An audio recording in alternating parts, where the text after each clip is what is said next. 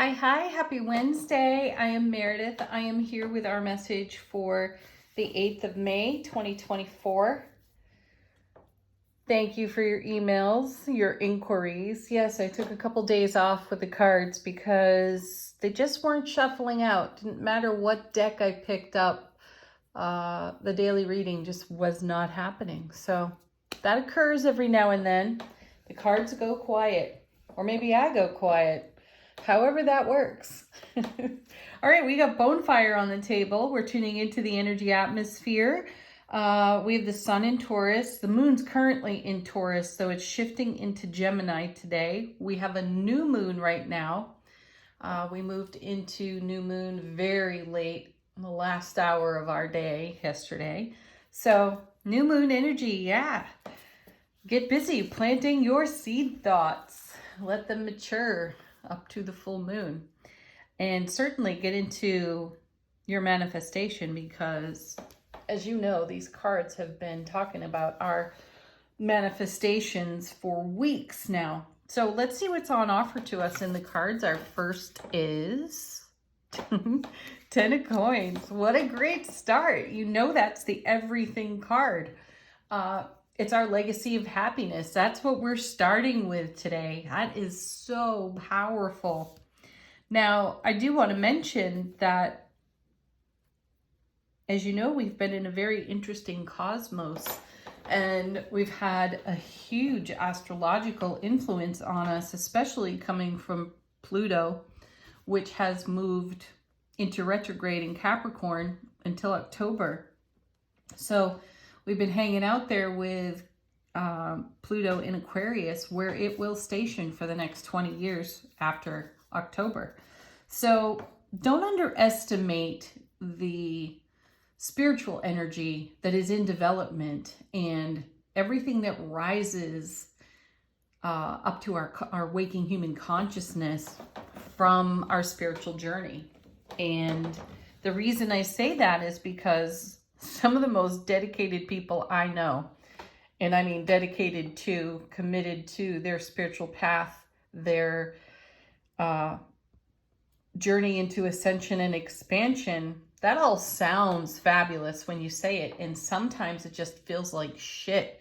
And I've had more than one person share with me how that feels for them, and it's been less than favorable.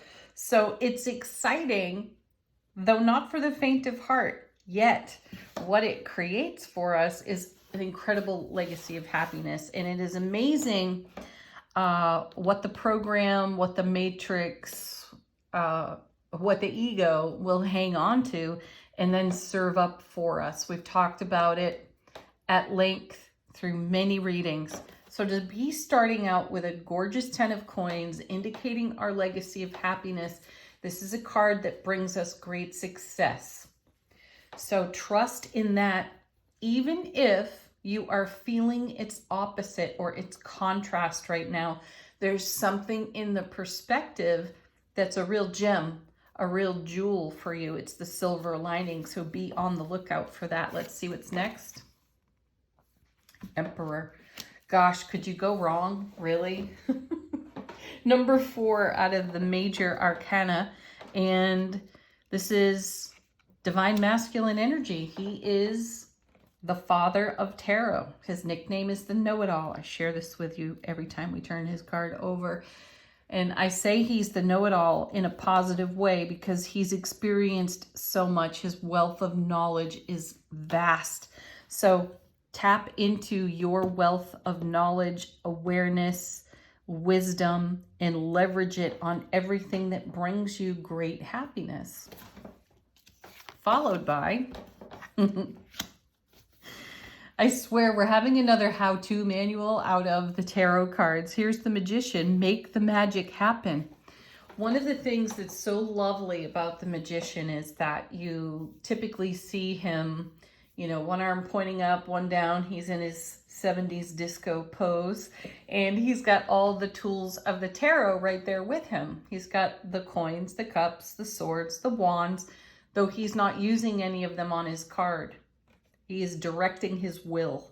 And who better to direct your will with than the Emperor in a high vibe charge of happiness. You really do make great magic. This is about bringing heaven to earth.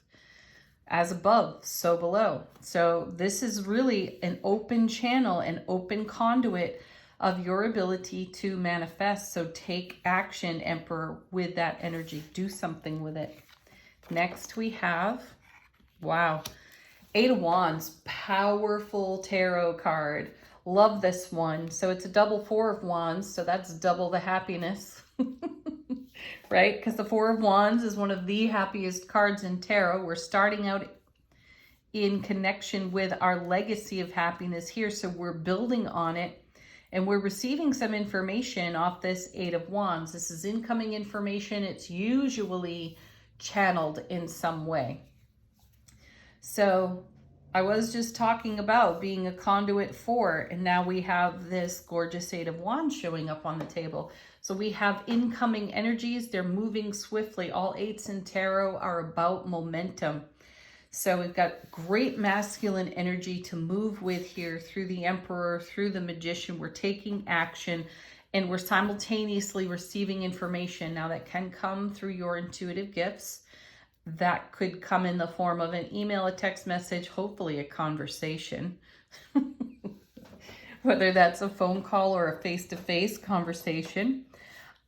This card brings inspiration, like an inspired aha, epiphany style energy. And I also feel like the way it comes across at first may not feel that great, because it's going to engage, or potentially going to engage the ego.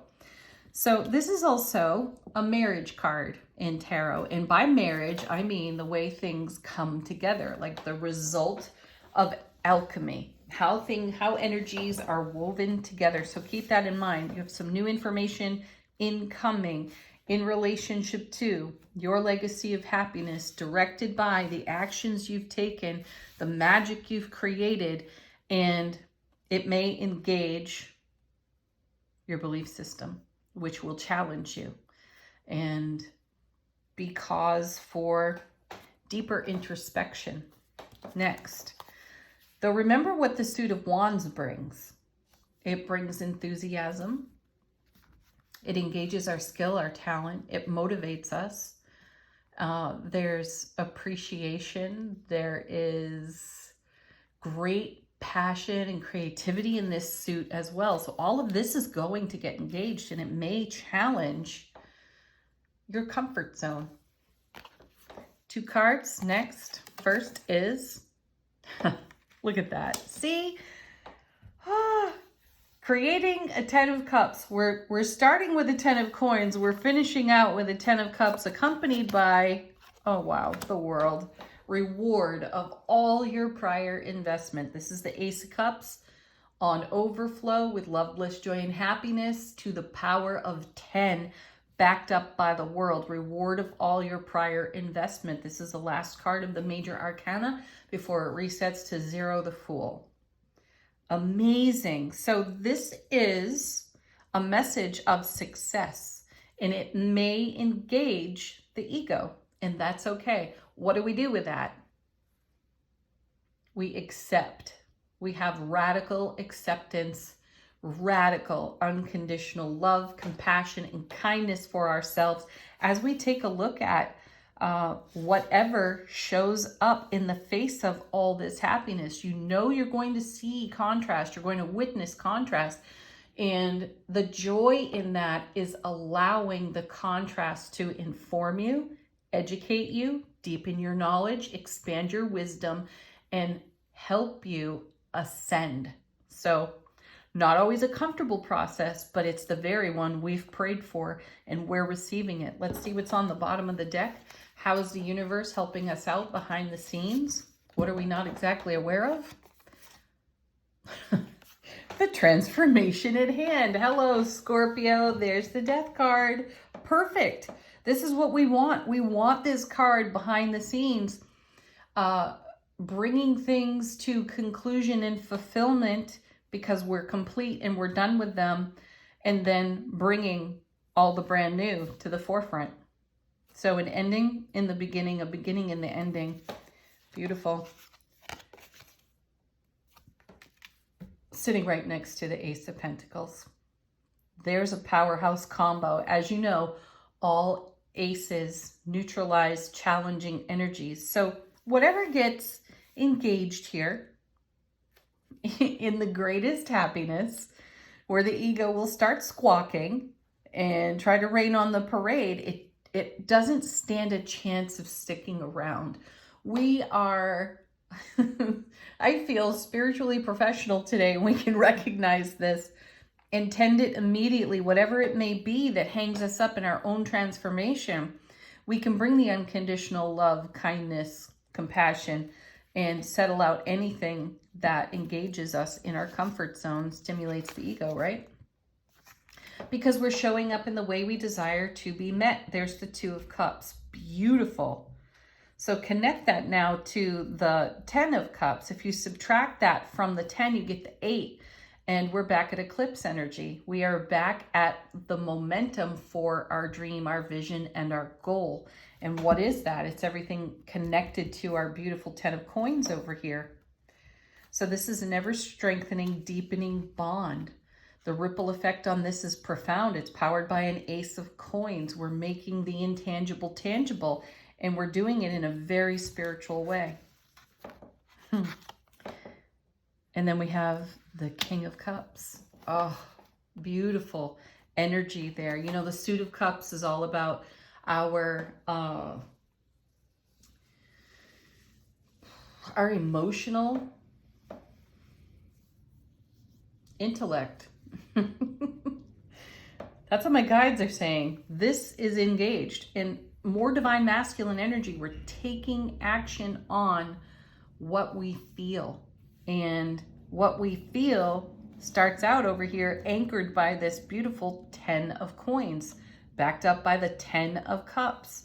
You know, there's typically a couple on the 10 of cups, and usually there's a couple of small children with them. And when you see that in tarot, you're taking a look at the King and the Queen of Cups on the 10.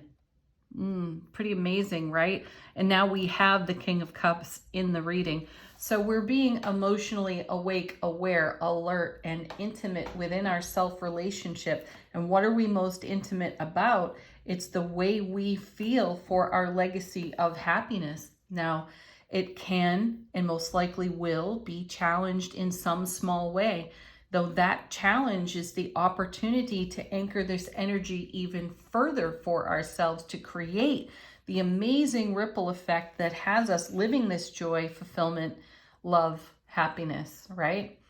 So it's worth whatever investment you have to make in your self-relationship to clear the pathway for your own expanded ascension experience. Last one. Whoa. There's the Queen of Cups. That's some incredible card witching. Wow. Four swords there too. Anyway, so we have divine counterparts here in the King and the Queen of Cups. So in our divine feminine and our divine masculine, we have harmony and we have activity and we have receptivity here with these two. So this is beautiful, harmonized, balanced energy in that gorgeous Two of Cups. So you could say here's the King and the Queen yet again in tarot. In the two, they're embraced. They are showing up in the way they desire to be met. So this is what we're presenting to the world. We may challenge our own comfort zone, but that's good because it's an opportunity for us to grow in the reward of everything we've been cultivating. And it's a new moon. So imagine the tone that you're setting for yourself with this kind of energy on offer. Very sweet. Okay. Angel Answers, take this opportunity while I shuffle the cards to ask them a question if you wish. Request confirmation of something. Okay. Got a bunch of them falling out. One of our favorites. No need to worry. No, none at all. Let's see what else fell on the table. We have in the near future. So this is an energy that's sticking around for a while. If you believe, what do you believe? Make sure that what you believe is in harmony with the vision you hold for yourself. We have the recovery card as well. I think that that's confirmation of our ego voice getting stimulated. We can recover from that easily. We've got more than enough high vibe happiness to pour on whatever the ego can dish out. One more card, I feel.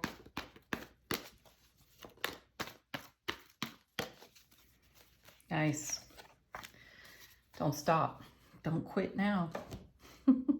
All right, final word on the reading from Soul Power. Oh, my guides are perking up right now, and they're saying something that you have either dismissed or overlooked has greater meaning than you realize. And they're sharing with me right now, we've attempted to minimize whatever that is.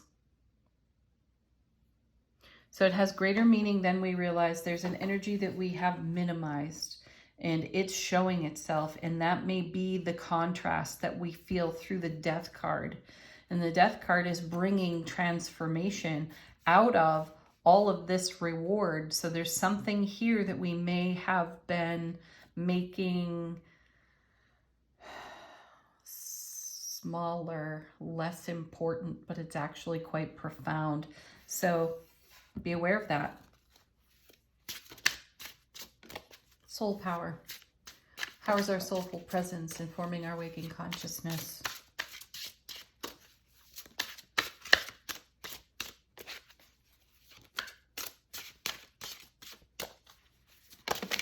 Okay. Oh, we have two falling out of the deck. We have heart opening. Oh, sweet. And we have childlike curiosity. Keep your heart open. Keep your heart wide open and show up in your curiosity. I am endlessly curious. Probably because my sun sign is Leo. Curious like a cat. So this is a great card for me personally. Stay curious. All kinds of wonder happens for us, keeps our heart wide open. Explore that because we're really going into the depths of our happiness here. Oh, and I'm just looking at the bottom of the deck. This is the bridge of pure raw love. That's where we may be finding ourselves today, right on that bridge, in the in-between, the spiritual awareness, awakening soulful presence, and whatever might be nipping at your heels from the ego. Give that the love it desires so that you can be celebrating, dancing with these beautiful energies. Have a wonderful Wednesday, everyone. Thank you for joining me here on the channel. Thank you for your messages. They're deeply appreciated. All is well, folks. Glad to be back here with a message today. Peace. Namaste.